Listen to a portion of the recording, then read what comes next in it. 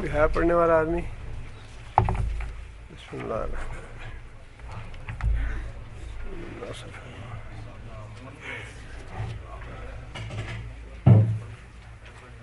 لائیے.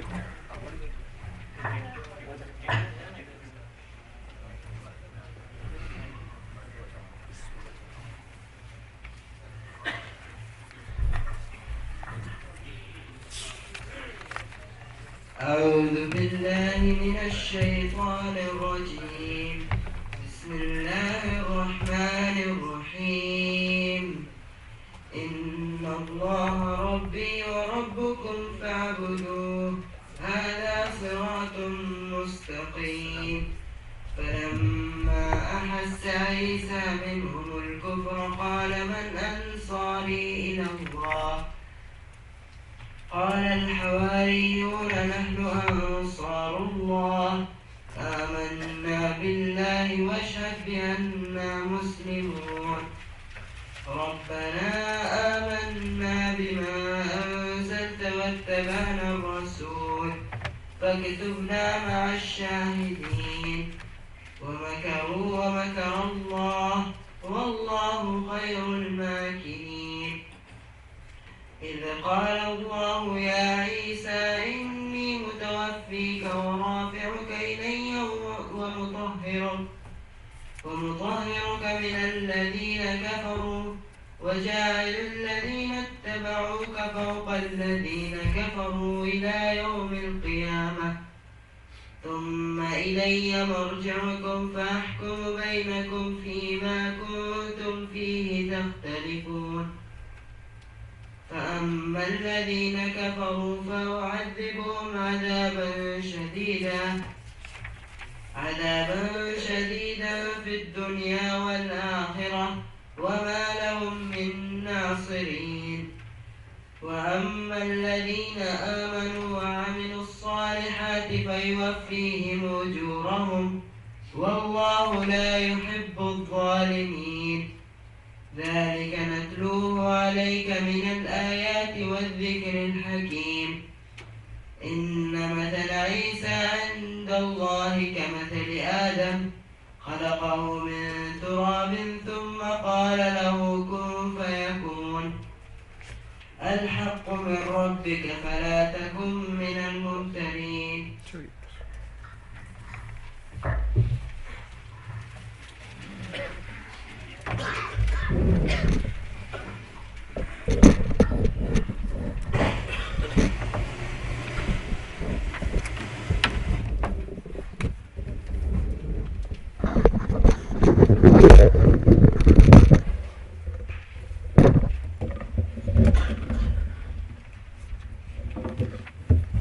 أعوذ بالله من الشيطان الرجيم. بسم الله الرحمن الرحيم. فلما أحس عيسى منهم الكفر فلما پس جب احس محسوس کیا عیسیٰ علیہ السلام نے منہم الکفر بنی اسرائیل سے انکار یا یہودیوں سے انکار محسوس کیا.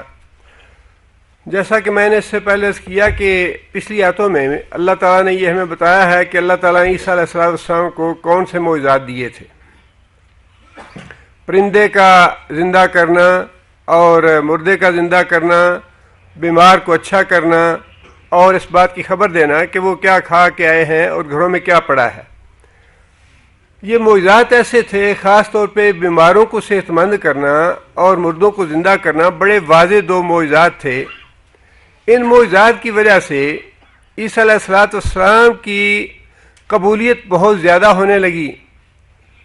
اور جیسے کہ میں نے عرض کیا کہ عیسیٰ علیہ السلام کا یہ زمانہ تبلیغ کا اور دعوت کا صرف 3-4 سال کا ہے. 30 سال کی عمر میں اللہ تعالیٰ نے نبوت دی. انہیں نبوت تو بچپن سے دے دی، لیکن 30 سال کے بعد باقاعدہ حضرت جبرائیل کی وحی کے ساتھ دعوت اور تبلیغ کا سلسلہ شروع کیا. اور دعوت کا عرصہ جو ہے وہ 3-4 سال سے زیادہ نہیں ہے. 30-33 سال یا 34 سال کی عمر میں عیسیٰ علیہ السلام کو اللہ تعالیٰ نے آسمانوں پہ اٹھا لیا. چونکہ یہ معجزات ایسے تھے، بیماروں کو صحت دینا اور زندوں کو مردہ کر دینا، کہ ان سے اکثر لوگوں کے بہت زیادہ ہجوم اکٹھا ہو جاتا ہے عیسیٰ علیہ السلام کی بات سننے کے لیے، اور بہت زیادہ قبولیت ہو گئی عیسیٰ علیہ السلام کی، جس سے یہودیوں کو یہ خطرہ پیدا ہوا کہ یہ ہمارے دین کو مٹا دے گا اور یہ اس کا دین غالب آ جائے گا۔ چنانچہ انہوں نے جو حکمران تھے یہودی، ان کے کان بھرنے شروع کر دیے کہ یہ عالمی حکومت کا تختہ الٹ دے گا۔ چنانچہ جو پطرس یا جو بھی اس وقت حاکم تھا، اس سے جو یہودی علماء تھے، انہوں نے عیسیٰ علیہ السلام کے قتل کا یا سولی چڑھانے کا حکم لے لیا۔ عیسیٰ علیہ السلام کو بھی یہ بات محسوس ہو گئی کہ یہ لوگ میری جان کے در پہ ہیں، مجھ پہ ایمان لانے والے بھی نہیں یہودی، اور یہ مجھے کسی نہ کسی طرح قتل کروانا چاہتے ہیں۔ اسی بات کو اللہ تعالیٰ نے یہاں ارشاد فرمایا ہے کہ جب عیسیٰ علیہ السلام نے یہ محسوس کر لیا کہ بنی اسرائیل اور یہودی جو ہیں یہ انکار بھی کر رہے ہیں، ایمان بھی لانے والے نہیں، اور یہ مجھے قتل بھی کرنا چاہتے ہیں، اس لیے عیسیٰ علیہ السلام سے پہلے حضرت یحییٰ کو قتل کروا چکے تھے یہودی۔ عیسیٰ علیہ السلام کو جب یہ خطرہ پیدا ہوا تو قال من انصاری الی اللہ، تو پھر جو چند ایک شاگرد تھے ان میں سے عیسیٰ علیہ السلام نے ایک طرح سے ایسے افراد طلب کیے جو اپنی جان کی باری تک لگا دینے کے لیے تیار ہوں عیسیٰ علیہ السلام کے لیے۔ چنانچہ عیسیٰ علیہ السلام نے دعوت دی انہیں، من انصاری الی اللہ، کہ اللہ کے راستے میں اللہ کا دین پہنچانے کے لیے، اللہ کے دین کی خدمت کرنے کے لیے کون آدمی ہے جو میری نصرت کرتا ہے، میری مدد کرتا ہے؟ قال الحواریون نحن انصار اللہ، حواریوں نے کہا کہ ہم اللہ کے دین کے معاملے میں تمہارے مددگار ہیں۔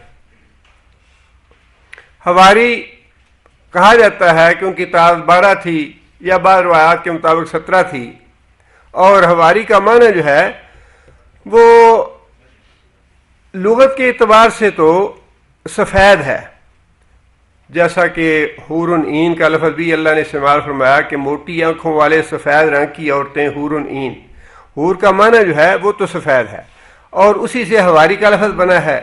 اب کہا یہ جاتا ہے کہ یا تو وہ لوگ سفید کپڑے پہنتے تھے، یا وہ دھوبی تھے جو دھلائی کا کام کرتے تھے اور کپڑے سفید کرتے تھے، یا پھر کہا جاتا ہے کہ ان کے دل سفید تھے۔ بہرحال جو بھی اس کا مفہوم ہو، وہ اس کا جو مفہوم ہے لغت کے اعتبار سے، اس سے ہٹ کے مراد سے یہ ہے کہ وہ لوگ عیسیٰ علیہ السلام کے مددگار تھے، بالکل ایسے ہی جس طرح مدینہ کے انصار تھے جنہوں نے نبی صلی اللہ علیہ وسلم کی مدد فرمائی، ویسے ہی یہ حواری تھے جنہوں نے عیسیٰ علیہ السلام کی مدد کا وعدہ کیا۔ نحن انصار اللہ آمنا باللہ، ہم ایمان لائے اللہ پر، واشہد بأننا مسلمون، اور آپ گواہ رہیں کہ ہم تابع فرمان ہیں، ہم مسلمان ہیں۔ یہاں بھی یہ بات معلوم ہوتی ہے کہ جو اللہ کا نازل کردہ دین ہے اس کو ماننے والے ہمیشہ سے مسلمان ہی رہے ہیں، ہاں وہ عیسیٰ علیہ السلام پہ ایمان لانے والے ہوں۔ عیسائی کا لفظ جو ہے عیسائیوں کا اپنا بنایا ہوا ہے حضرت عیسیٰ علیہ السلام کی نسبت کی وجہ سے، اور یہودی کا لفظ جو ہے وہ بھی یہودا کی نسبت سے ان کا اپنا بنایا ہوا ہے۔ موسیٰ علیہ السلام پہ ایمان لانے والے، ابراہیم علیہ السلام پہ ایمان لانے والے، عیسیٰ علیہ السلام پہ ایمان لانے والے، اور حضرت محمد صلی اللہ علیہ وسلم پہ ایمان لانے والے، یہ سارے کے سارے مسلمان ہی کہلائے ہیں قرآن مجید کی روح سے۔ بشہد بأننا مسلمون، اور اے عیسیٰ آپ اس بات کے گواہ رہیں کہ ہم سارے کے سارے مسلمان ہیں۔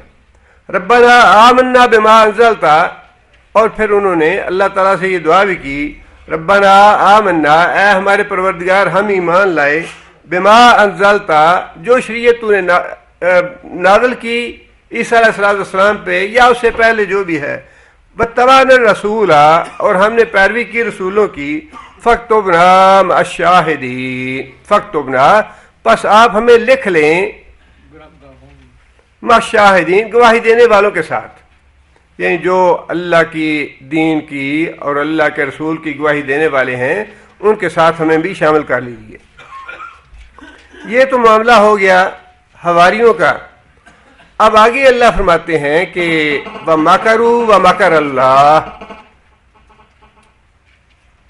مکر کہتے ہیں خفیہ تدبیر کو، اگر اچھے کام کے لیے ہو تو وہ مکر اچھا ہے۔ مکر جو ہمارے ہاں اردو کے معنوں میں لفظ استعمال ہوتا ہے وہ مستقل طور پہ برے معنوں میں ہے، مکر کر رہا ہے، دھوکہ دے رہا ہے، فریب کر رہا ہے، لیکن عربی میں مکر کا معنی خفیہ تدبیر کرنا ہے۔ اگر اچھے کام کے لیے ہو تو اچھا لفظ ہے یہ، اگر برے کام کے لیے یہ خفیہ تدبیر ہو تو پھر برا ہے، اس کے لغوی معنی میں نہ اچھائی ہے نہ برائی ہے۔ اللہ فرماتے ہیں وَمَكَرُوا، بنی اسرائیل یا دوسرے الفاظ میں یہودیوں نے خفیہ تدبیر کی، سازش کی عیسیٰ علیہ السلام کے خلاف۔ وہ خفیہ تدبیر کیا تھی، سازش کیا تھی یہودیوں کی؟ جب انہوں نے یہ محسوس کیا کہ اس کا دین ہمارے دین پہ غالب آ جائے گا، اور انہوں نے یہ مشہور کرنا شروع کر دیا کہ یہ آدمی حکومت کا تختہ الٹ دے گا، تو انہوں نے یہ طے کر لیا کہ اس کو بھی قتل کر دینا چاہیے۔ چنانچہ انہوں نے بادشاہ کے کان بھر کے اس سے یہ حکم نامہ لے لیا کہ اس کو قتل کر دیا جائے۔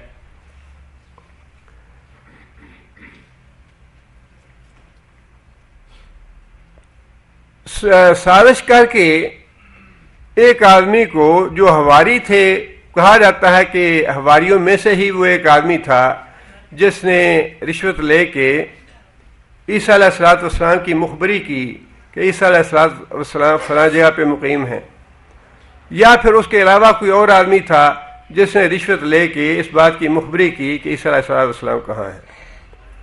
پولیس کا دستہ گیا اور انہوں نے عیسیٰ علیہ السلام کو گرفتار کر کے قتل کرنا چاہا یا پھانسی دینا چاہا۔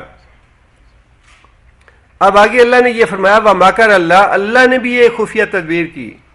ان کی خفیہ تدبیر یا یہودیوں کی سازش یا تدبیر یہ تھی کہ عیسیٰ علیہ السلام کو راستے سے ہٹانے کے لیے قتل کر دینا چاہیے یا پھانسی لگا دینا چاہیے۔ اللہ کی تدبیر یہ تھی کہ اللہ تعالیٰ نے انہی لوگوں میں سے جو زیادہ مخالف تھے ایک آدمی کو عیسیٰ علیہ السلام کی شکل دے دی، اس کی شکل اللہ نے بدل دی۔ اب روایتیں مختلف ہیں اس بارے میں بھی۔ بعض روایتوں میں تو یہ بھی ہے کہ عیسیٰ علیہ السلام نے خود اپنے حواریوں میں سے پوچھا کہ تم میں سے کون آدمی ہے جو میرے لیے اپنی جان قربان کرنا چاہتا ہے، کیونکہ یہ لوگ قتل کرنا چاہتے ہیں اور میں نے اللہ سے دعا کی ہے اللہ مجھے بچا لے گا، لیکن کوئی آدمی جو میرے لیے اپنی جان قربان کرنا چاہے یا اللہ کے دین کی مدد کرنا چاہے وہ اپنے آپ کو پیش کرے تاکہ میری جگہ وہ قتل ہو جائے یا پھانسی لگ جائے۔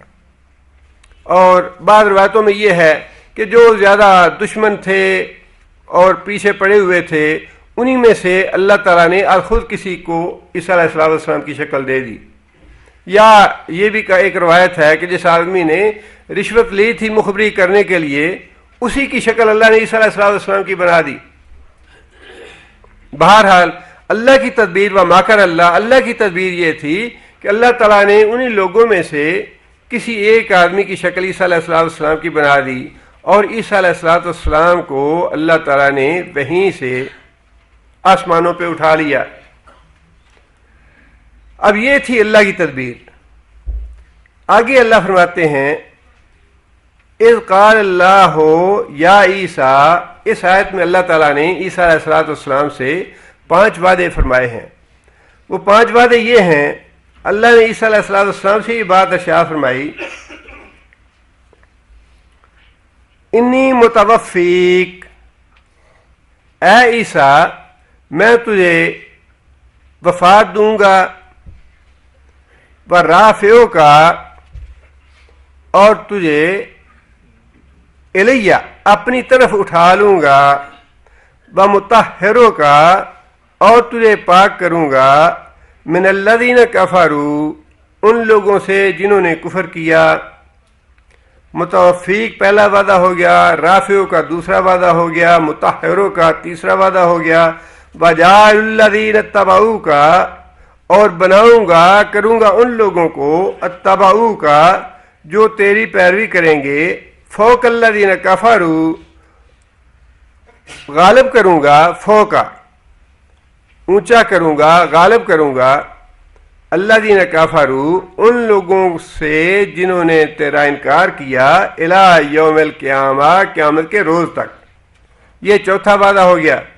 ثم الی مرجعکم پھر تم سب پلٹو گے میری طرف، فاحکم بینکم اور میں فیصلہ کروں گا تمہارے درمیان، فیما کنتم فیہ تختلفون اس معاملے میں جس میں تم آپس میں اختلاف کرتے ہو. انجیل سے یہ بات معلوم ہوتی ہے، یا انجیل میں یہ لکھا ہے کہ عیسیٰ علیہ السلام کو پکڑا یہودیوں نے اور عیسیٰ علیہ السلام کو پھانسی دی. عیسیٰ علیہ السلام کی تدفین کی. 3 دن کے بعد عیسیٰ علیہ السلام زندہ ہو گئے اور 3 دن زندہ ہونے کے بعد 40 دن تک وہ زمین پر رہے، اپنے حواریوں سے ملاقاتیں کرتے رہے، ان کو دعوت اور تبلیغ دیتے رہے، اور 40 سال کے بعد ان کو آسمانوں پہ اٹھا لیا گیا. یہ ہے عیسائیوں کا عقیدہ، لیکن اس میں یہ بات شامل ہے کہ عیسائیوں کے نزدیک عیسیٰ علیہ السلام سولی دیے گئے، اور یہودیوں کا تو دعویٰ ہی یہ ہے کہ ہم نے عیسیٰ علیہ السلام کو سولی دے دی. لیکن یہاں اللہ تعالیٰ نے یہ بات ارشاد فرمائی، یہ وعدہ فرمایا کہ متوفی کا، اور یہ لفظ جو متوفی کا ہے اس کے بارے میں مفسرین نے بڑی وضاحت کی ہے. وفا کا معنی ہے لے لینا، یا دے دینا بھی، لے لینا، دونوں معنی اس کے استعمال ہوتے ہیں. اور یہاں پہ جب اللہ نے یہ بات ارشاد فرمائی متوفی کا کہ میں تجھے وفات دے دوں گا، تو اس سے مراد اس کا جو لغوی معنی لینا ہے، اور اس سے مراد یہ ہے کہ دونوں طرح سے، ایک تو روح اللہ لے لیتا ہے، روح جو ہے اللہ لے لیتا ہے، ان معنوں میں بھی بندہ فوت ہو گیا، اور دوسرے معنوں میں انسان اپنی عمر پوری لے لیتا ہے، جتنی اس کی اللہ نے لکھی ہے وہ لے لیتا ہے. یعنی اگر اس طرح سے آدمی کی طرف اس کو منسوب کیا جائے تب بھی یہ درست ہے کہ آدمی نے اپنی عمر جو ہے وہ اب لے لی، جتنے سال مہینے دن پورے کرنے تھے وہ کر لیے، لہذا اب اس کا اینڈ آ گیا، اب اس کی وفات ہوگی، اس نے لے لیا جو کچھ لینا تھا اس دنیا میں، عمر اس نے لے لی اپنی پوری. اور اگر اس کو اللہ تعالیٰ کی طرف منسوب کیا جائے تو پھر اس کا معنی یوں بنے گا کہ اللہ تعالیٰ نے اس کی روح جو ہے وہ لے لی اور اپنے قبضے میں کر لی. متوفی کا دونوں معنی مفسرین نے کیے ہیں، اور عربی تفاسیر میں بھی دونوں طرح کے اس کے ترجمے اور تفسیر دی گئی ہے. ایک تو یہ متوفی کا، اے عیسیٰ میں تجھے پورے کا پورا لے لوں گا، روح کے ساتھ اور جسم کے ساتھ دونوں اس میں شامل ہیں. اور جتنے بھی ائمہ کرام اور مفسرین ہیں انہوں نے یہاں پہ یہ لکھا ہے کہ یہاں اللہ تعالیٰ کا جو لینا تھا عیسیٰ علیہ السلام کو، وہ صرف روح کا نہیں بلکہ روح اور جسم دونوں کا ہے. اس لیے کہ بعد کا لفظ جو ہے وہ اس کی وضاحت کر رہا ہے، جس میں اللہ نے یہ وعدہ فرمایا وَرَافِعُ کا الیہ. اب رافع کا بھی 2 معنوں میں استعمال ہوا ہے قرآن مجید میں لفظ. یہ ایک تو درجات بلند کرنے کے معنی میں، رفع بعضهم فوق بعض درجات، کہ بعض لوگوں کے درجے اللہ نے دوسروں سے بلند کیے. رفع کا معنی بلند کرنا، لیکن جب رفع کے بعد الیہ آ جائے تو پھر اس کا معنی درجات کی بلندی نہیں رہتا. یہ ایک علمی سا نقطہ ہے کہ الیہ میری طرف، اپنی طرف تجھے اونچا کروں گا، اس کا معنی ہی یہ ہے میں تجھے اپنی طرف اٹھا لوں گا. اور پھر وَمُطَہِّرُکَ کا، اور تجھے پاک کروں گا، اس سے مراد یہ ہے کہ تجھے یہودیوں کے الزام سے پاک کروں گا. یہودیوں کا الزام کیا تھا حضرت عیسیٰ پہ؟ یہ ولد الزنا ہے. حضرت مریم جو ہے انہوں نے بدکاری کی کس کے ساتھ؟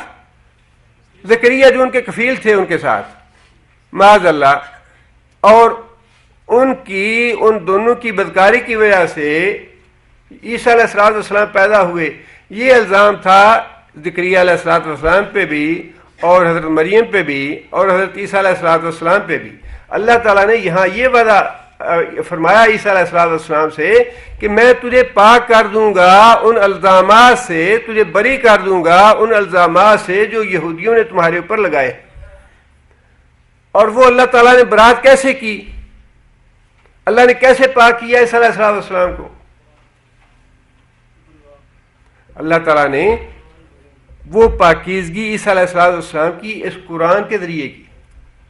اس قرآن میں اللہ نے ان کی جو الزامات تھے ان کی تردید فرمائی اور فرمایا کہ وہ تو کلمۃ اللہ ہے، اللہ کے کلمے سے پیدا ہوئے ہیں، اللہ کے فرمان سے پیدا ہوئے ہیں. عیسیٰ علیہ السلام اور ان کی والدہ وہ دونوں پاک اور صاف ہیں، ان پہ کوئی الزام نہیں ہے. اور وہ پاکیزگی اور برات جو ہے اللہ تعالیٰ نے قرآن مجید کے ذریعے کی دونوں کی.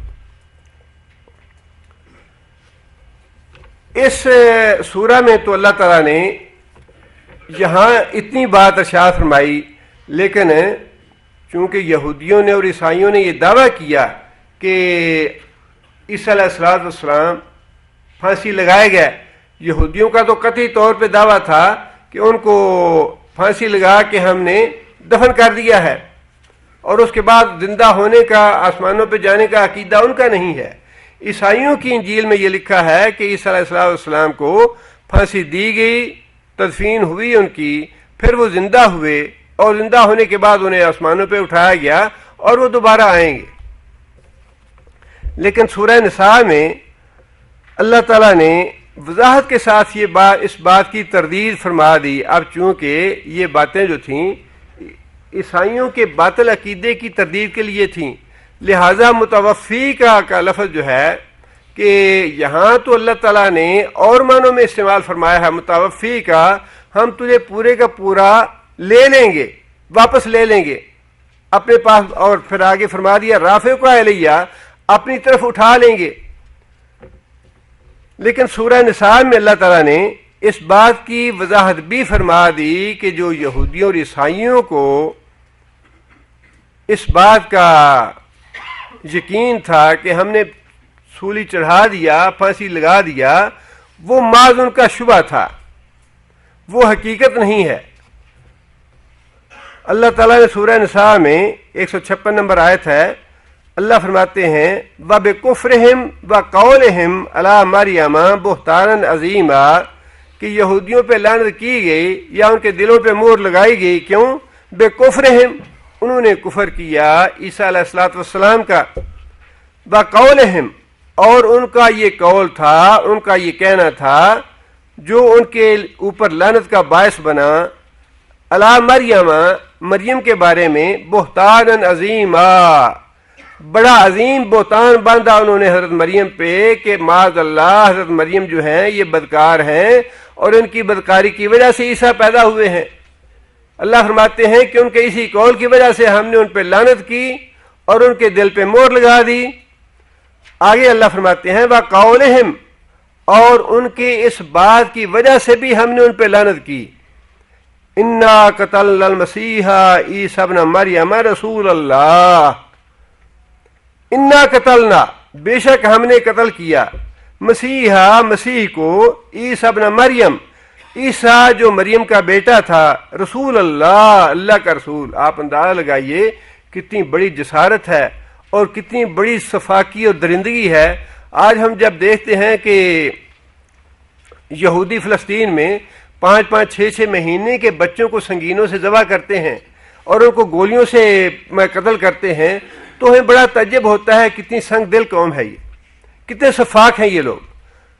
لیکن آپ دیکھیے کہ قرآن مجید میں اللہ تعالیٰ نے انہوں نے بڑے یعنی سینہ تان کے اور اپنے سینے پہ ہاتھ مار کے اس بات کا دعویٰ کیا. کتنی دلیری ہے اور کتنی جرت ہے یہ بات کہنی کہ ہم نے قتل کیا عیسیٰ ابن مریم کو. اور یہی نہیں کہ عیسیٰ ابن مریم کو قتل کیا بلکہ آگے یہ بھی ہے رسول اللہ جو اللہ کا رسول تھا اس کو قتل کیا ہم نے. اتنی سنگ دل سفاک اور خبیث قوم ہے یہ.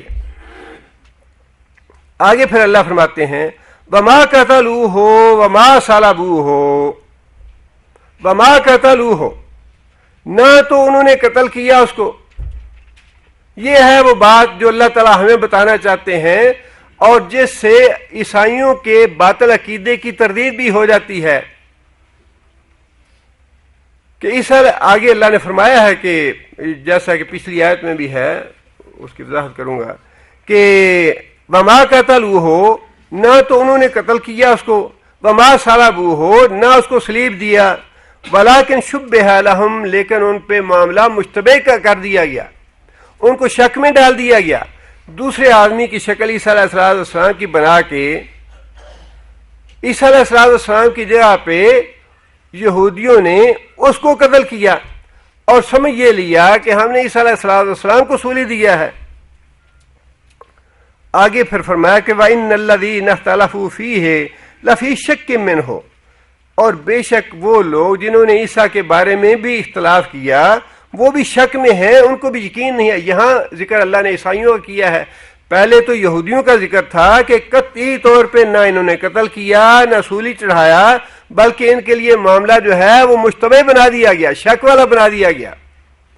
اور پھر دوسری بات اللہ تعالیٰ نے عیسائیوں کے بارے میں فرمائی کہ یہ بھی جو باتیں کرتے ہیں یہ بھی باتیں شک والی ہیں، پکی باتیں نہیں ہیں. انہیں بھی اس بات میں شک ہے کہ عیسیٰ سولی دیے گئے وہی تھے یا کوئی اور تھا. اور پھر جو یہ کہتے ہیں کہ عیسیٰ علیہ السلام دفن کر دیے گئے اور پھر 3 دن کے بعد زندہ ہوئے، 40 دن اپنے حواریوں کے ساتھ رہے، دعوت اور تبلیغ کرتے رہے، پھر آسمانوں پہ اٹھائے گئے، اس بارے میں بھی عیسائیوں میں جو اختلاف ہے یہ بھی کوئی پکی بات نہیں کر رہے. ان کا بھی جو اختلافات ہیں یہ سارے کے سارے وہم و گمان ہے ان کے اپنے.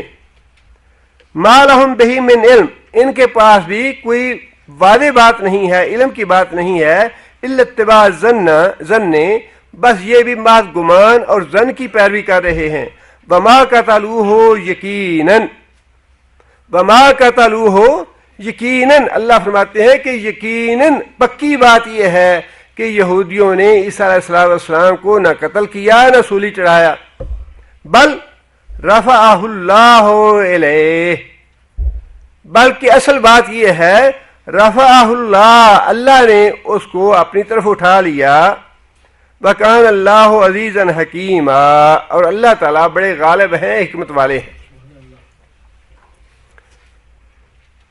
اب یہاں پہ جو متوفی کا دوسرا معنی، ایک متوفی کا معنی تو وہ ہے جو میں نے پہلے عرض کیا کہ اس کا معنی ہے پورے کا پورا لے لینا.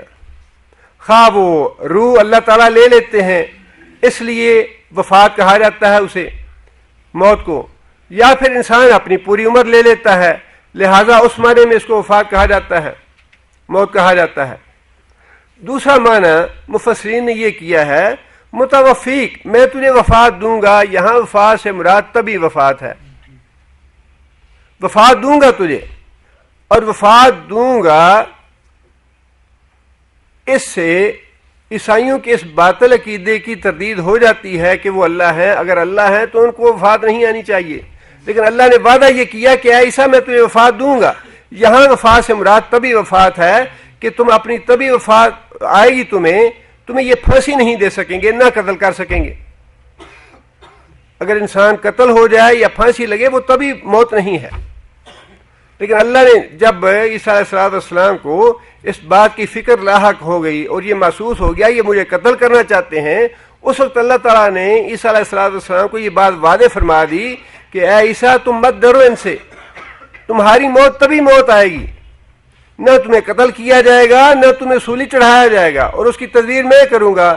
اور یہی وہ بات ہے وَمَكَرَ اللَّهُ، اللہ نے تدبیر کی، اور وہ تدبیر یہی تھی کہ اللہ تعالیٰ تبھی وفات دیں گے. عیسیٰ علیہ السلام کو آسمانوں پہ اٹھائے گئے، پھر آسمانوں سے نازل ہوں گے اور پھر دنیا میں آ کے دجال کو قتل کریں گے، شادی ہوگی، اولاد ہوگی، اور اس کے بعد ان کی عام مسلمانوں کی طرح تبھی وفات بھی ہوگی، نماز جنازہ پڑھا جائے گا.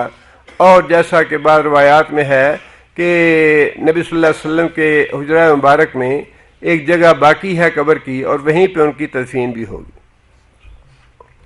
اب اس ساری بحث میں جو اہم چیز ہے وہ یہ ہے کہ متوفی کا سے، چونکہ بعض مفسرین نے وفات کا معنی بھی کیا ہے کہ میں تجھے وفات دوں گا، لیکن اس کے ساتھ اللہ تعالیٰ نے سورہ نساء میں بھی اور یہاں بھی یہ واضح فرما دیا کہ وہ وفات جو ہے آسمانوں سے نازل ہونے کے بعد دوں گا تجھے، ابھی میں تجھے آسمانوں پہ اٹھا رہا ہوں۔ لیکن چونکہ گمراہی کا راستہ نکلتا ہے یہاں سے، لہذا اپنی نبوت ثابت کرنے کے لیے غلام احمد قادیانی نے یہیں سے راستہ نکالا۔ قادیانیوں کا یا مرزائیوں کا یہ دعویٰ ہے، اور چونکہ اللہ کے رسول نے اپنی پیش گوئیوں میں یہ باتیں واضح فرما دی ہیں کہ قیامت تک جو ہدایت والے معاملات ہیں اللہ کے رسول نے وہ بھی بتا دیے، اور جو گمراہی کے معاملات تھے وہ بھی رسول اللہ صلی اللہ علیہ وسلم نے بتلا دیے۔ ہدایت کے لیے فرمایا کہ میرے بعد ایک آدمی آئے گا جو میرے ہی نام والا ہوگا، محمد بن عبداللہ اس کا نام ہوگا، اور وہ اللہ تعالیٰ کی طرف سے ہدایت یافتہ ہوگا اور پوری دنیا پہ اسلام کے لیے جد و جہد کرے گا، اسلام کو پھیلا دے گا۔ اس کے بعد پھر عیسیٰ علیہ السلام نازل ہوں گے، اور پوری دنیا پہ کوئی ایسا آدمی نہیں ہوگا جو اسلام قبول نہ کرے عیسیٰ علیہ السلام کے زمانے میں۔ اسی طرح نبی صلی اللہ علیہ وسلم نے جو گمراہی کے معاملات تھے ان کو بھی واضح فرمایا، اور یہ فرمایا کہ میرے بعد 30 کذاب اور دجال آئیں گے۔ دو طرح کی احادیث ہیں۔ مسلم شریف کی حدیث میں نبی صلی اللہ علیہ وسلم نے 30 کا لفظ استعمال فرمایا کہ میرے بعد 30 کذاب اور دجال آئیں گے جو نبوت کا دعویٰ کریں گے، حالانکہ میں آخری نبی ہوں، میرے بعد کوئی دوسرا نبی آنے والا نہیں۔ مسند احمد کی حدیث میں الفاظ یہ ہیں کہ میرے بعد بہت سے کذاب اور دجال آئیں گے جو نبوت کا دعویٰ کریں گے، اور میں آخری نبی ہوں، میرے بعد کوئی دوسرا نبی آنے والا نہیں ہے۔ جس کا مطلب یہ ہے کہ یہ بات تو طے ہے، اور اللہ تعالیٰ نے سورہ احزاب میں نبی صلی اللہ علیہ وسلم کے بارے میں خاتم النبیین کے لفظ استعمال فرمائے کہ آپ خاتم النبیین ہیں، لیکن وہاں بھی گمراہی کے راستے آپ اللہ تعالیٰ نے خود فرمایا کہ یضل بہ کثیرا و یہدی بہ کثیرا، اس کتاب سے گمراہ ہونے والے گمراہ ہوتے ہیں، ہدایت لینے والے ہدایت لیتے ہیں۔ وہاں بھی مرزائیوں نے یا احمدیوں نے یہ نقطہ نکال لیا کہ خاتم کا معنی ختم کرنے والا بھی ہے، اور اس کا دوسرا معنی مہر بھی ہے خاتم کا معنی۔ اب جس آدمی پہ اللہ کے رسول مہر لگا دیں گے یا اللہ مہر لگا دے گا وہ تو بن سکتا ہے۔ خاتم کا معنی یہاں پہ مہر ہے، ختم کرنے والا نہیں ہے، ایک راستہ ہے یا ایک تعویل ہے۔ یہاں بھی مرزائیوں نے اس کا مفہوم یہ لیا کہ اللہ تعالیٰ نے فرما دیا انی متوفیک، کہ میں تجھے فوت کروں گا۔ اب عیسیٰ علیہ السلام فوت ہو چکے ہیں،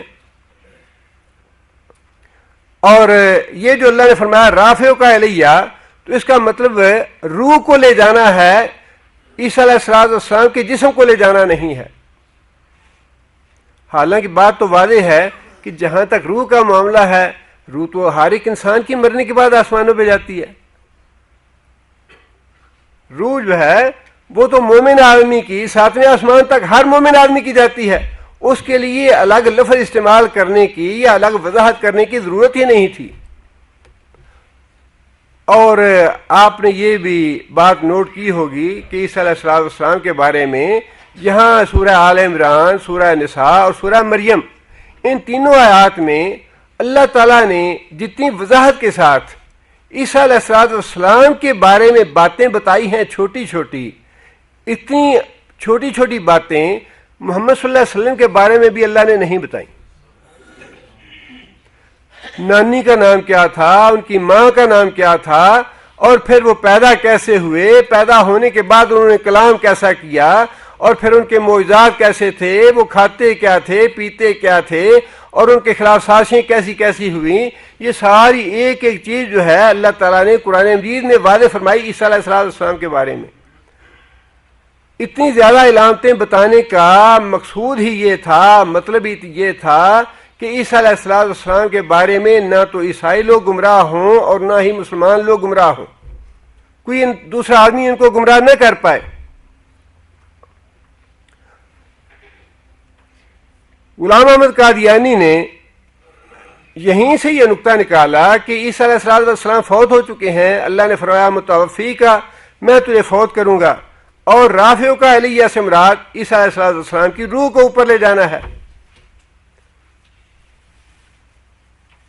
اور اس کے بعد ان کا دوسرا موقف یہ ہے کہ چونکہ عیسیٰ علیہ السلام کا مسیح موعود، وہ عیسیٰ علیہ السلام کا لفظ استعمال نہیں کرتے بلکہ مسیح موعود کا لفظ استعمال کرتے ہیں، کہ وہ مسیح جس کے دوبارہ آنے کا وعدہ کیا گیا ہے اور جس کے بارے میں احادیث میں تواتر کے ساتھ خبریں دی گئی ہیں کہ عیسیٰ مسیح موعود آئیں گے، اس سے مراد میں یعنی غلام احمد قادیانی ہے، اور اس نے اس سے اپنی نبوت ثابت کی ہے۔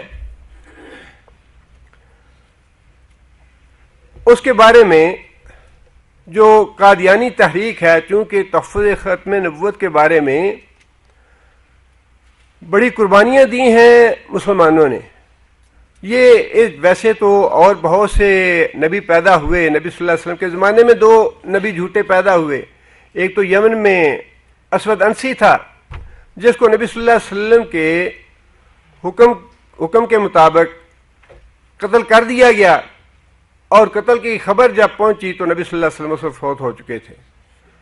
اور دوسرا کذاب جو تھا وہ مسلمہ تھا، جس کو حضرت ابوبکر صدیق رضی اللہ تعالیٰ عنہ کی خلافت کے زمانے میں اس کا قلع کما کیا گیا۔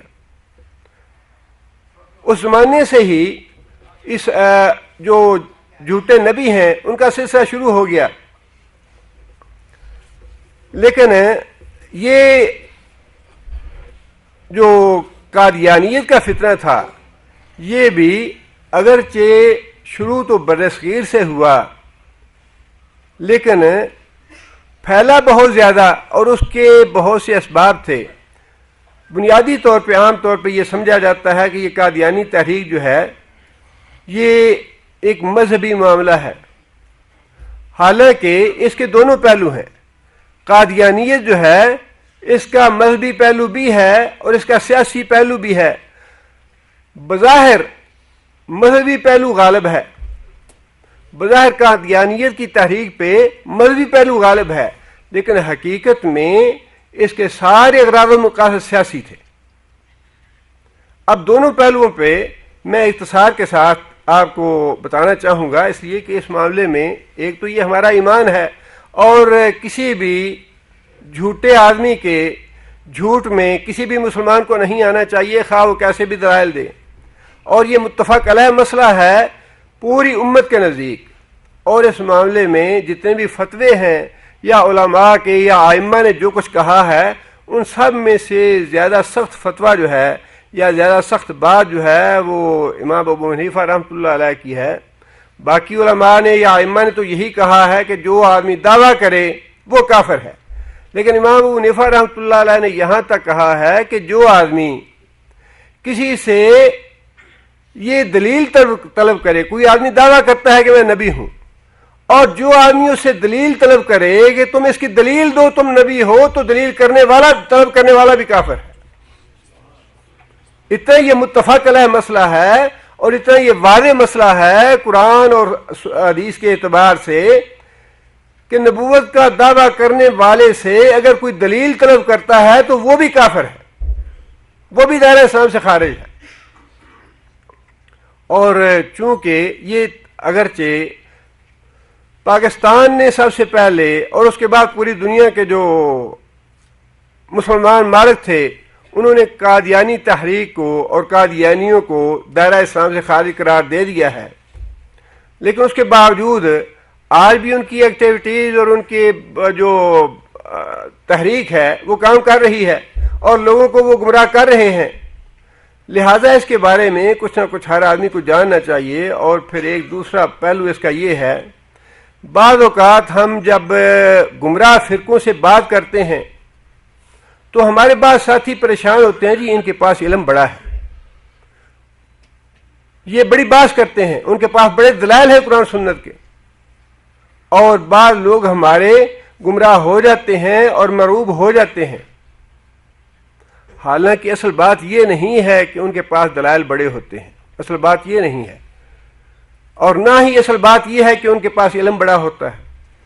اصل بات یہ ہے کہ ہم جاہل ہوتے ہیں. اصل بات یہ ہے کہ ہمیں اپنے موقف کا صحیح علم نہیں ہوتا، اپنے موقف کے بارے میں ہمارے پاس دلائل جو ہیں ہم نے پڑھے نہیں ہوتے، ہم جانتے نہیں ہیں، لہذا ہم یہ سمجھتے ہیں اچھا جی ان کے پاس تو بڑے دلائل ہیں. اس لیے ہر مسلمان کو جتنی بھی گمراہ تحریکیں ہیں یا جماعتیں ہیں ان کے بارے میں کم از کم یہ جاننا چاہیے کہ اس کے بارے میں ہمارے موقف کے دلائل کیا ہیں، ان کے دلائل کیا ہیں اور ہمارے دلائل کیا ہیں. غلام احمد قادیانی کا مختصر تعارف تو یہ ہے کہ اس کے والد کا نام مرزا غلام مرتضیٰ تھا اور ضلع گرداسپور میں گاؤں قادیانی یا بستی، وہاں اس کی پیدائش ہوئی 1850 کے لگ بھگ. ابتداً غلام احمد قادیانی سیالکوٹ کے ڈی سی کے دفتر میں ملازم تھا کلرک کے طور پہ. وہاں سے اس نے استعفیٰ دیا. گھر کا ماحول اس کا دینی تھا اور دین کا شغف تھا. ابتدائی سٹیج میں اس نے دین کا اور اسلام کا بڑا کام کیا اور دعوت دی اور مبلغ کے طور پہ مسلمانوں کے سامنے آیا. ہندوؤں سے اور عیسائیوں سے مناظرے بھی کیے اور اسلام کا دفاع کیا اس نے. لیکن عقیدہ اس کا صوفیانہ تھا. عقیدہ صوفیانہ تھا جس میں مراقبے وغیرہ کیے جاتے ہیں، کشف پہ یقین کیا جاتا ہے، الہامات پہ یقین کیا جاتا ہے کہ مراقبہ کرنے سے انسان کو کشف ہوتا ہے اور غیب کی خبریں معلوم ہوتی ہیں. چنانچہ تقریباً یہ 1880 میں اس نے اس بات کا دعویٰ کیا کہ میں نے چلہ کیا ہے، مراقبہ کیا ہے 40 دن کا، اور اس میں اللہ نے مجھ پہ بڑا فضل فرمایا ہے اور اللہ تعالیٰ نے مجھ سے کلام کیا ہے. یہ اس کا پہلا گمراہی کا قدم تھا یا گمراہی کا پہلا سٹیپ تھا، جس میں اس نے صرف اتنی بات کی کہ میں نے مکاشفہ کیا ہے، مراقبہ کیا ہے، جس میں میری اللہ تعالیٰ سے گفتگو ہوئی ہے اور اللہ نے مجھ پہ بڑا فضل کیا ہے. یہ اسی سال غلام احمد قادیانی نے ایک کتاب لکھی جس کا نام اس نے براہین احمدیہ رکھا، جس میں اس نے اپنے مجدد ہونے کا دعویٰ کیا. اور یہ 1880 کی بات ہے. 1888 میں غلام احمد قادیانی نے یہ دعویٰ کیا کہ اللہ نے مجھے حکم دیا ہے کہ تم لوگوں سے بیعت لو. 1891 میں اس نے یہ دعویٰ کیا کہ عیسیٰ علیہ السلام فوت ہو چکے ہیں اور بقول مرزائیوں کے ان کی قبر جو ہے وہ کشمیر میں ہے، اور جس عیسیٰ کے یا مسیح کے دوبارہ آنے کا وعدہ کیا گیا ہے احادیث میں، وہ مسیح موعود میں ہوں. یہ 1891 میں اس نے دعویٰ کیا. اور پھر 1901 میں باقاعدہ نبوت کا دعویٰ کر دیا کہ میں نبی ہوں، اور نبوت کا دعویٰ کرنے کے 7 سال بعد 1908 میں اس کی وفات ہو گئی. یہ تو اس کا ایک ساری زندگی کا مختصر سا خلاصہ ہے. اب اس کی جو نبوت کے دعوے تھے جو اس نے اپنی کتابوں میں لکھے، ان میں سے چند ایک یہ ہیں کہ سچا خدا وہی ہے جس نے قادیان میں اپنا رسول بھیجا، یعنی واضح طور پہ اس نے اپنے لیے رسول کا لفظ استعمال کیا۔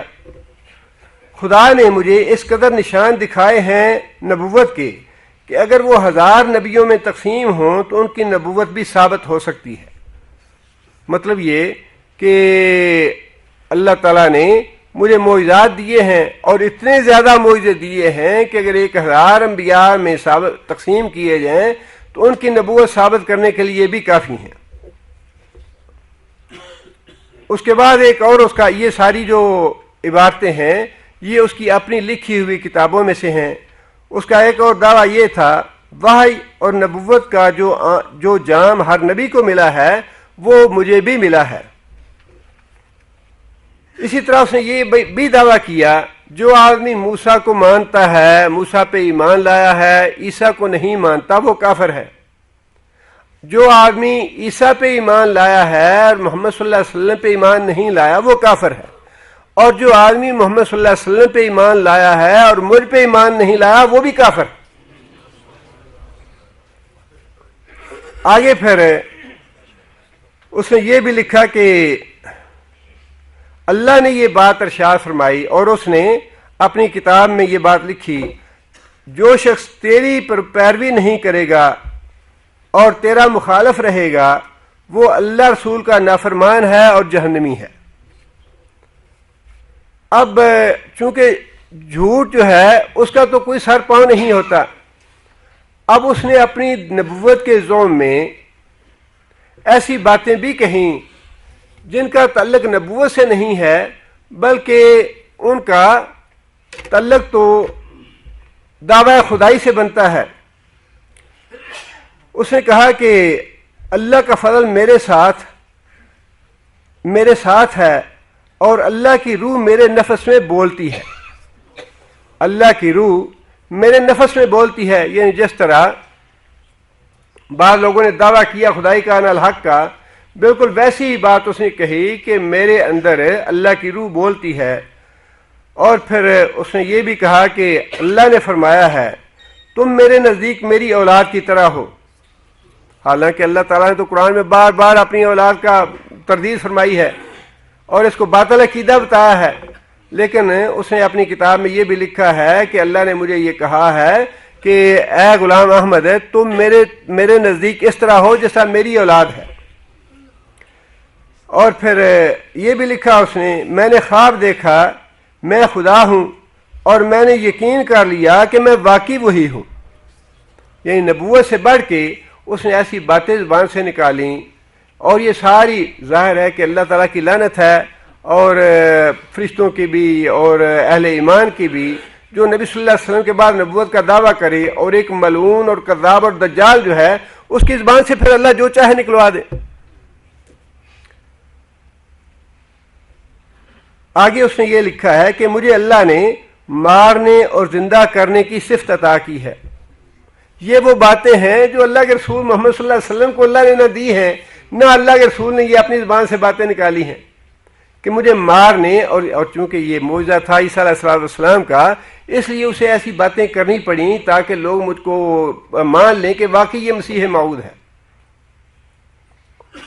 اور آگے اس نے لکھا کہ اللہ نے فرمایا جس چیز کا تو ارادہ کر لے تیرے کن کہنے پہ وہ چیز ہو جائے گی۔ جس چیز کو اے غلام احمد جس چیز کو تو کرنے کا ارادہ کر لے تیرے کن کہنے پہ وہ کام ہو جائے گا۔ اب یہ ساری چیزیں وہ ہیں جو اس نے اپنی نبوت ثابت کرنے کے لیے کہیں کہ اللہ کا براہ راست میرے ساتھ تعلق ہے، اللہ کی وحی مجھ پہ آتی ہے اور اللہ نے یہ باتیں مجھ سے کہی ہیں، اور یہ تو وہ چیزیں ہیں جو اللہ تعالیٰ نے محمد صلی اللہ علیہ وسلم کو بھی نہیں دی۔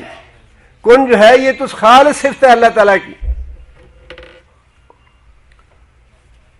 اس کے بعد پھر علماء نے یہ بھی وضاحت کی کہ جو لوگ اس پہ ایمان نہیں لائے ان کے بارے میں اس کی زبان کیسی تھی، یا اس کے کلمات کیسے تھے، یا کیسی باتیں کہیں اس نے۔ اس نے یہ بھی لکھا کہ سب مسلمان مجھ پر ایمان لائے مگر کنجریوں اور بدکار عورتوں کی اولاد ایمان نہیں لائی. یعنی آپ اندازہ فرمائیے کہ نبی کی زبان کیسی ہے کہ جو ایمان لائے ہیں وہ تو ایمان لائے ہیں، اور جو ایمان نہیں لائے ان کے بارے میں کسی نبی کی زبان سے ایسی بات تو نکلنے کا سوال ہی پیدا نہیں ہوتا جو واقعی نبی ہے. میرا مخالف عیسائی، یہودی، مشرک اور جہنمی ہے. ہماری فتح کا قائل صرف وہ آدمی نہیں جسے ولد الحرام بننے کا شوق ہے. ہمارے دشمن بیابانوں کے خنزیر اور ان کی عورتیں کتیوں سے بڑھ کر ہیں. یعنی ہر طرح کے غلیظ اور گندے اور بے شرم اور بے حیا الفاظ جو ہیں اس نے اپنے مخالف لوگوں کے لیے استعمال کیے، اور یہ اس نے حکم دیا اپنے ماننے والوں کو کہ غیر احمدی جو ہیں یعنی مسلمان، وہ اپنے لوگوں کو تو احمدی کہتا ہے احمد کے نام، غلام احمد کے نام پہ یا اس کی نسبت سے، اور جو ایمان نہیں لائے یعنی مسلمان ان کو وہ غیر احمدی کہتے ہیں. اور اس کے بارے میں اس نے ہدایت دی اپنے ماننے والوں کو یا احمدیوں کو کہ وہ غیر احمدی کے پیچھے نماز نہ پڑھیں، ان کی نماز ان کے پیچھے نہیں ہوتی، اور پھر ان کا جنازہ بھی نہ پڑھیں غیر احمدیوں کا. یہی وجہ ہے کہ جو پاکستان کا پہلا وزیر خارجہ تھا، بڑا یہ اللہ تعالیٰ معاف کرے ہے تو فتنے ہی فتنے، اور اللہ بہتر جانتے ہیں کہ پاکستان بننے میں کیا حکمت ہے، لیکن فتنے بڑے پیدا ہوئے. آج تک وہ بات پوری نہیں ہوئی جس کا وعدہ اللہ سے کیا گیا تھا یا جو باتیں زبان سے نکالی گئیں. اور یہ تاریخ ساری پڑھیں تو پتہ یہ چلتا ہے کہ وہ لوگ جو اس وقت یہ کہتے تھے، جن میں ابوالکلام آزاد بھی تھے اور عطا اللہ شاہ بخاری بھی تھے اور سید مودودی بھی تھے، اور جن پہ یہ الزام لگایا گیا اور جن کو بدنام کیا گیا کہ یہ پاکستان کے مخالف ہیں، کہنا ان کا یہ تھا کہ جو لوگ پاکستان کا نام لینے والے ہیں، جو یہ دعویٰ کرتے ہیں، ان کی زندگیوں سے یہ پتہ نہیں چلتا کہ یہ کام کریں گے. یہ ایک آدمی کی زندگی ساری عیسائیوں والی ہے، یہودیوں والی ہے، اس کے شب و روز یہودیوں اور عیسائیوں کی طرح گزرتے ہیں، کتوں کے پیچھے پھرتا ہے وہ، اور سارے نواب ہیں سارے، اور سارے غیر اسلامی زندگی بسر کر رہے ہیں، اور سٹیج پہ آ کے لوگوں کو کہتے ہیں نہیں جی نہیں ہم تو اسلام نافذ کریں گے. یہ ممکن نہیں ہے، یہ غیر فطری بات تھی. اور اسی بات کی وہ دعویٰ کرتے تھے کہ جو لوگ اسلام کا نام لینے والے ہیں یا جو کلمے کی بات کرنے والے ہیں، اسلامی انقلاب کی بات کرنے والے ہیں، یا دین کو نافذ کرنے کی بات کرنے والے لوگ ہیں، ان کی زندگیاں یہ بتاتی نہیں کہ یہ ایسا کریں گے. بات تو یہ تھی، اور اسی بات کو انہوں نے ان کو بدنام کرنے کے لیے یہ بنا دیا کہ یہ تو پاکستان کے دشمن ہیں. اب یہی وجہ، اب آپ دیکھ لیجئے کہ پاکستان کا پہلے وزیر خارجہ جو تھا وہ مرزئی تھا. اگر لا الہ الا اللہ کی بات تھی واقعی تو پھر ایک غیر مسلم کو، یا ٹھیک ہے اس کو ڈکلیئر تو بڑی دیر کے بعد 74 میں ہوا، 53 میں پہلی تحریک شروع ہوئی مرزائیوں کے خلاف، اور 74 میں دوبارہ جس میں غیر مسلم انہیں قرار دیا گیا. لیکن جب ایک آدمی خود یہ کہتا ہے کہ ہمارے درمیان اور غیر احمدیوں کے درمیان اتنا فرق ہے کہ ہم ان کے پیچھے نماز نہیں پڑھیں گے، ہم ان کی نماز جنازہ نہیں پڑھیں گے، ہم ان کے ساتھ شادی بیاہ نہیں کریں گے، اس کا مطلب تو یہ ہے کہ وہ بالکل ایک الگ دین ہے ان کا. اور ظفر اللہ خان جو تھا اس نے قائد اعظم کی نماز جنازہ نہیں پڑھی اپنے امام کے کہنے پہ. اب یہ دیکھیے کہ وہ جو کچھ بھی ہیں غلط ہیں، باطل ہیں، لیکن اپنی بات پہ اتنے پکے ہیں، اتنے ڈٹے ہوئے ہیں کہ بانی پاکستان جس کو بلا استثناء سارے لوگ جو ہیں وہ اپنا لیڈر سمجھتے تھے، اس کے جنازے میں جانے کے بعد، شریک ہونے کے باوجود اس نے نماز نہیں پڑھی اس کی، کہ ٹھیک ہے میں یہ غیر احمدی تھا لہذا میں اس کی نماز جنازہ نہیں پڑھتا، اس لیے کہ ہمارے امام نے یا ان کے بقول ان کے نبی نے یہ بات کہی ہے. اور اسی طرح انہوں نے شادی بیاہ کرنے سے بھی منع کر دیا. اب یہ ساری چیزیں جو ہیں یہ تو ان کا ایک مذہبی پہلو ہے، اور غالب رنگ جو ہے قادیانیت کا وہ مذہبی ہی ہے، لیکن اس کا حقیقی جو پہلو ہے جس کو مذہب کے پردے میں چھپایا گیا ہے وہ حقیقت میں اس کا سیاسی پہلو ہے، جس کے دو مقاصد تھے۔ ایک مقصد تو یہ تھا کہ مسلمانوں کے اندر جہاد کے جذبے کو ختم کرنا۔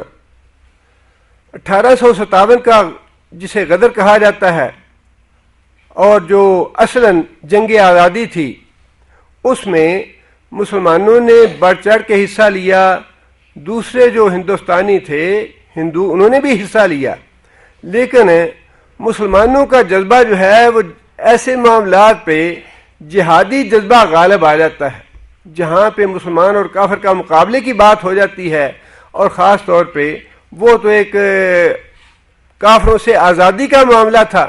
اس لیے فی الواقعی جو مسلمان علماء تھے انہوں نے فتویٰ دیا کہ ان کے خلاف ان کو نکالنا یہاں سے، یہ جہاد کا درجہ رکھتا ہے۔ وہ جو جہاد کا جذبہ تھا اسے کسی نہ کسی طرح کچلنا چاہتے تھے، اور دوسرا مقصد یہ تھا کہ انگریزوں کی حکومت جو ہے وہ زیادہ سے زیادہ عرصے تک قائم رہے ہندوستان میں۔ یہ دو اغراض تھے سیاسی اس تحریکات یعنی تحریک کے، ان کے بارے میں انشاءاللہ اگلے درس میں عرض کروں گا۔ جو ان کا مذہبی پہلو تھا وہ تو یہی تھا جو میں نے بیان کر دیا کہ اس نے نبوت کا دعویٰ کیا اور بتدریج کیا، اور اپنا ایک تأثر پہلے بنایا کہ وہ مبلغ اسلام ہے، اسلام کا دفاع کرتا رہا، لیکن بالآخر اس نے پہلے مجدد ہونے کا اور پھر مسیح موعود ہونے کا اور پھر اس کے بعد نبی ہونے کا واضح طور پہ دعویٰ کیا، جس کا اس کے اقوال اور اس کی تحریر اور اس کی کتابوں سے واضح ثبوت ملتا ہے۔ اس کا جو دوسرا پہلو ہے وہ تھوڑا طویل ہے، انشاءاللہ اگلے درس میں اس کے بارے میں گزارش کروں گا۔ آگے اللہ تعالیٰ نے یہ بات بھی ارشاد فرمائی وَجَاعِلُ الَّذِينَ اتَّبَعُوكَ، اور میں تجھے بناؤں گا تیرے پیروکار فوق الذین کفروا، ان کو غلبہ دوں گا تیرے پیروکاروں کو۔ عیسیٰ علیہ السلام سے یہ وعدہ کیا کہ تیرے پیروکاروں کو غلبہ دوں گا ان لوگوں پر کفروا جنہوں نے تیرا انکار کیا۔ انکار کرنے والے کون تھے؟ یہودی تھے۔ یہودیوں پہ اللہ تعالیٰ نے عیسائیوں کو غلبہ دیا، لیکن یہ غلبہ مراد ہے دنیا کا۔ دنیا میں اللہ تعالیٰ نے عیسائیوں کی تو بے شمار حکومتیں ہیں۔ اسرائیل کی حکومت جو ہے وہ ممنون احسان ہے، مرہون منت ہے عیسائیوں کی حکومت کی۔ اسرائیل کی حکومت جو ہے وہ برطانیہ اور امریکہ کی مرہون منت ہے۔ آج بھی اگر برطانیہ اور امریکہ اپنا ہاتھ اٹھا لے اسرائیل سے تو اسرائیل ایک دن کے لیے بھی قائم نہیں رہ سکتا۔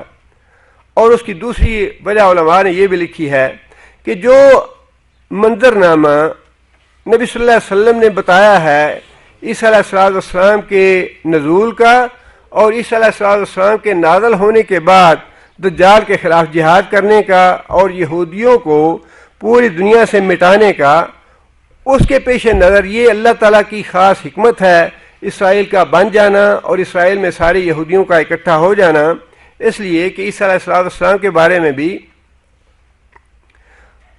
نبی صلی اللہ علیہ وسلم نے واضح طور پہ یہ بات ارشاد فرمائی کہ عیسیٰ علیہ السلام کا نزول ہوگا دمشق میں۔ حضرت عیسیٰ کے دعوت کا مرکز کون سا ملک تھا؟ شام۔ حضرت عیسیٰ علیہ السلام کی دعوت کا مرکز جو ہے وہ شام کا علاقہ ہی تھا، اور حضرت عیسیٰ علیہ السلام کا دوبارہ نزول جو ہے وہ بھی شام میں ہوگا۔ دمشق کی ایک مسجد ہے جامع مسجد، اس کے مینار پہ اللہ کے رسول نے فرمایا کہ حضرت جبرائیل اور حضرت میکائیل دونوں کے بازوؤں پہ ہاتھ رکھ کے عیسیٰ علیہ السلام نازل ہوں گے اور اس مینار پہ نازل ہوں گے۔ مینار پہ سیڑھی رکھی جائے گی اور مینار سے سیڑھی کے ذریعے اتریں گے عیسیٰ علیہ السلام۔ فجر کی نماز کا وقت ہوگا اور اقامت کہی جا چکی ہوگی۔ امام وہی عبداللہ محمد بن عبداللہ یا جسے اصطلاح میں امام مہدی کہا جاتا ہے، وہ جماعت کرنے کے لیے آگے کھڑے ہوں گے، حضرت عیسیٰ کو وہ دعوت دیں گے۔ حضرت عیسیٰ علیہ السلام کہیں گے کہ تم لوگ اپنی جماعت کراؤ، میں تمہارے پیچھے نماز پڑھتا ہوں۔ امام کے پیچھے حضرت عیسیٰ علیہ السلام نماز پڑھیں گے۔ امام کے پیچھے نماز پڑھنے کے بعد جب باہر نکلیں گے مسجد سے تو دجال کا آمنا سامنا ہو جائے گا عیسیٰ علیہ السلام سے۔ عیسیٰ علیہ السلام کے نزول کے فوراً بعد عیسیٰ علیہ السلام کا دجال سے آمنا سامنا ہو جائے گا، اور دجال جیسے ہی دیکھے گا عیسیٰ علیہ السلام کو تو نبی صلی اللہ علیہ وسلم نے فرمایا کہ اس طرح پگھلنا شروع کر دے گا جس طرح نمک پانی میں پگھلتا ہے یا گھل جاتا ہے۔ حضرت عیسیٰ تعاقب کریں گے اور اسرائیل کا ایئرپورٹ ہے لد، نبی صلی اللہ علیہ وسلم نے فرمایا کہ باب لد کے مقام پہ عیسیٰ علیہ السلام اس کا تعاقب کرتے کرتے اس کو پکڑ لیں گے اور وہاں پہ اس کو قتل کریں گے۔ اب دونوں صورتیں ہیں، ایک تو یہ ہے کہ اللہ نے یہ جو فرمایا کہ میں عیسائیوں کو غلبہ دوں گا، دنیاوی غلبہ، وہ غلبہ اللہ نے فرمایا کہ قیامت تک رہے گا، اور وہ غلبہ واقعی آج بھی موجود ہے کہ عیسائیوں کی سرپرستی کے بغیر یہودیوں کی ریاست قائم نہیں رہ سکتی، جس کا مطلب یہ ہے کہ اصل غلبہ یہودیوں کو نہیں بلکہ عیسائیوں کو ہے۔ اور دوسری مصلحت جو ہے اسرائیل کے بن جانے کی، وہ علماء نے لکھی ہے کہ جس طریقے سے اللہ کے رسول نے پیش گوئیاں فرمائی ہیں اس کے تحت ایسا ہی ہونا چاہیے کہ سارے یہودی ایک جگہ پہ اکٹھے ہو جائیں اور حضرت عیسیٰ علیہ السلام تعاقب کر کے اس کو ختم کریں اور وہاں پہ سارے یہودیوں کو ایک ہی جگہ پہ قتل کر دیا جائے یا ان کا خاتمہ کیا جائے۔ اور یہ وہ بات ہے جو اللہ نے فرمائی کہ فوق اللہ دینا، اور بعض مفسرین نے عیسائیوں کے ساتھ مسلمانوں کو بھی لکھا ہے اس لیے کہ عیسیٰ علیہ السلام پہ مسلمان بھی ایمان لانے والے ہیں۔ اگرچہ عیسائی تو نبی صلی اللہ علیہ وسلم پہ ایمان نہیں لائے، لیکن مسلمان جو ہیں وہ عیسیٰ علیہ السلام پہ ایمان لائے ہیں۔ اب مسلمانوں کی بھی اپنی انڈیپینڈنٹ ریاستیں بے شمار ہیں اور عیسائیوں کی بھی انڈیپینڈنٹ ریاستیں بے شمار ہیں۔ یہودیوں کی صرف ایک ریاست ہے جس کی سرپرستی عیسائی کر رہے ہیں، اگر عیسائی سرپرستی نہ کریں تو وہ ختم ہو جائے، جس کا مطلب یہ ہے کہ یہ جو وعدہ تھا اللہ تعالیٰ کا عیسیٰ علیہ السلام کے ساتھ کہ ہم آپ کو تمہارے ماننے والوں کو غلبہ عطا کریں گے ان لوگوں پہ جنہوں نے تیرا انکار کیا، یعنی یہودیوں کا، اللہ کا وہ وعدہ بھی پورا ہو گیا۔ متوفی کا تبھی وفات دوں گا، وہ وعدہ پورا کرنے کے لیے اللہ نے آسمانوں پہ اٹھا لیا۔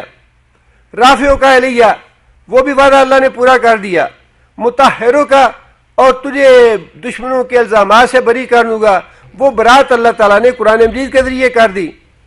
اور پھر عیسیٰ علیہ السلام کے پیروکاروں کو دنیاوی غلبے کا وعدہ جو ہے وہ بھی اللہ نے پورا کر دیا۔ پانچوں وعدے جو اللہ تعالیٰ نے عیسیٰ علیہ السلام کے ساتھ کیے اس آیت میں، وہ پانچوں کے پانچوں وعدے اللہ تعالیٰ کے پورے ہو گئے۔ اور آگے یہ فرمایا کہ ثم الی مرجعکم، ثم پھر تم لوگ الی مرجعکم میری طرف پلٹو گے، فاحکم بینکم، اور پھر میں تمہارے درمیان فیصلہ کروں گا، فیما کنتم فیہ تختلفون، ان چیزوں کے بارے میں جن میں تم آپس میں اختلاف کرتے ہو۔ اور سب سے بڑا اختلاف یہی ہے کہ عیسیٰ علیہ السلام آسمانوں پہ اٹھائے گئے یا نہیں اٹھائے گئے، عیسیٰ علیہ السلام قتل کیے گئے یا نہیں کیے گئے، سولی چڑھائے گئے یا نہیں چڑھائے گئے، اور عیسیٰ علیہ السلام کے دوبارہ زندہ ان کے معجزات کی وجہ سے اور عیسائیوں کے بقول دوبارہ زندہ ہونے کی وجہ سے اور پھر آسمانوں کی طرف لے جائے جانے کی وجہ سے عیسائی یہ سمجھتے ہیں کہ وہ اللہ کے بیٹے ہیں، ان میں الوہیت کی صفات ہیں، وہ از خود دوبارہ زندہ ہو گئے اور دوبارہ وہ مردوں کو وہ زندہ کرنے والے تھے، اور وہ دنیا میں نہیں رہے بلکہ اللہ کے پاس چلے گئے، لہذا ان میں الوہیت کی صفات تھیں۔ حالانکہ اللہ تعالیٰ کے وعدے کے مطابق یہ صفات جو ہیں انہوں نے دوسری طرف منسوب کر لیں، حالانکہ جو اللہ کے وعدے ہیں، جو حقیقت حال ہے، اس کے مطابق اللہ تعالیٰ نے ان کے عقائد کو باطل قرار دینے کے لیے یہ باتیں اللہ تعالیٰ نے ارشاد فرمائی کہ میں انہیں فوت کروں گا، انہیں تبھی موت آئے گی، اس لیے کہ وہ اللہ نہیں ہے، نہ ان میں الوہیت کی صفات ہے۔ اور اللہ فرماتے ہیں کہ یہ قیامت تک اختلافات رہیں گے آپس میں تمہارے، اور پھر قیامت کے دن میں تمہارے ان اختلافات کا فیصلہ کروں گا۔ فَأَمَّا الَّذِينَ كَفَرُوا، اب وہ لوگ جنہوں نے کفر کیا، کس بات کا؟ جو وضاحتیں اللہ نے فرمائی ہیں۔ اب دیکھیں اللہ تعالیٰ نے قرآن مجید میں ایسے الفاظ ارشاد فرمائے ہیں جن سے جو گمراہ ہونا چاہتا ہے وہ گمراہ ہو جائے، جو ہدایت لینا چاہتا ہے وہ ہدایت لے لے، لیکن اس کے ساتھ ہی اللہ کے رسول نے بڑی وضاحت کے ساتھ یہ باتیں ارشاد فرمائیں۔ اب یہی مثال کے طور پہ مسیح موعود کا واقعہ لے لیجئے۔ اب قادیانی جو ہیں وہ یہاں سے متوفی کا سے تو گمراہی کا راستہ نکال سکتے ہیں، چلیے رافع کا علیہ کا بھی گمراہی کا راستہ نکل گیا، لیکن اللہ کے رسول نے تو یہ فرمایا کہ جو مسیح موعود آئے گا وہ تو آسمانوں سے نازل ہوگا، 2 فرشتوں کے کندھوں پہ ہاتھ رکھ کے نازل ہوگا، دمشق کی مسجد میں آئے گا، اس کے مینار پہ اترے گا، وہاں سے سیڑھی لگا کے نیچے آئے گا، فجر کی نماز کے وقت ہوگا، مسلمانوں کے پیچھے نماز پڑھے گا، دجال کا مقابلہ کرے گا۔ اب اتنی وضاحتوں کے باوجود گمراہی کہاں سے آ گئی؟ اس لیے اللہ نے فرمایا کہ اتنی وضاحتوں کے باوجود جو لوگ انکار کریں گے فَأُعَذِّبُهُمْ، میں ان کو عذاب دوں گا، عذاباً شدیداً، شدید عذاب، فی الدنیا والآخرہ، دنیا میں بھی اور آخرت میں بھی، وَمَا لَهُم مِّن نَاصِرِينَ، اور ان کے لیے کوئی مددگار نہیں ہوگا۔ انشاءاللہ اگلا مضمون جو ہے وہ اگلے جمعے میں بیان کروں گا۔ سبحان ربک رب العزت عما یصفون وسلام علی المرسلین والحمد للہ رب العالمین۔